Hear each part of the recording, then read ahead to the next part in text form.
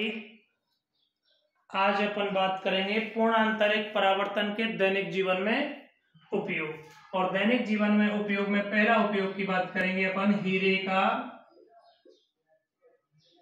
चमकना।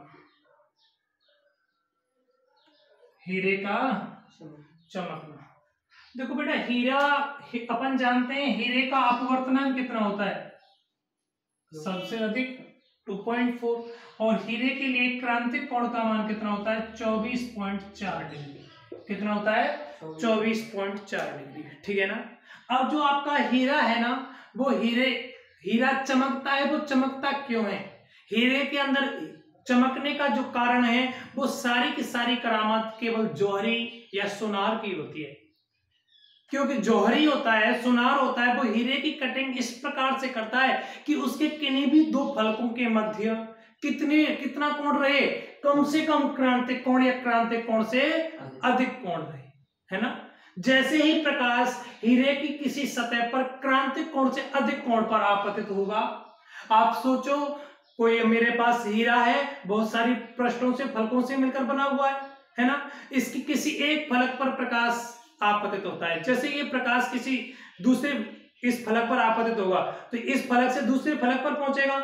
जैसे ही ये प्रकाश दूसरे फलक पर पहुंचा है, ये वाला फलक क्या है आपका, क्रांतिक कोण से अधिक कोण पर आपतित है। जैसे ही प्रकाश इस फलक पर क्रांतिक कोण से अधिक कोण पर आपतित होगा तो प्रकाश की पूर्ण आंतरिक परावर्तन की घटना के कारण जो प्रकाश है वो प्रकाश बाहर चला जाए। ये तो हीरा हो गया आपका, इस हीरे से बाहर जाना चाहिए था, लेकिन अब ये प्रकाश बाहर नहीं जाएगा, अंदर पूर्ण आंतरिक परावर्तन की घटना के कारण कहां जाएगा, अंदर, ऐसे अंदर की तरफ जाएगा। अंदर की तरफ जाएगा इसका मतलब यहां से वापस लौट गया प्रकाश, और जैसे ही वापस लौट गया किसी दूसरे पृष्ठ पर पहुंचेगा, और दूसरे पृष्ठ पर पहुंचेगा तो यहां पर भी ये वाला पृष्ठ है, क्या है, क्रांतिक कोण से अधिक कोण पर आपतित हो रहा है। मतलब एक प्रकाश की किरण थी, एक प्रकाश की किरण किसी भी स्थान से प्रवेश की और ये सारी किरण अन्य सभी पृष्ठों से टकराकर और सारे पृष्ठों से पूर्ण आंतरिक परावर्तन की घटना के कारण क्या होगी, बाहर निकलेगी। और जब भी किसी पृष्ठ से प्रकाश की किरण बाहर निकलेगी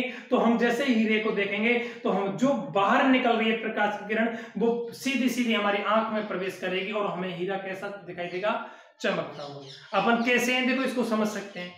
मेरे पास में ऐसे सोचो ये है, देखो इसके जो फलक है ये तो 90 डिग्री पर व्यवस्थित है, लेकिन मैं इसको ऐसे कर देता हूं, है ना, इस प्रकार कर रहा हूं तो एक फलक ये रहा, एक फलक ये रहा, दो फलक हो गए।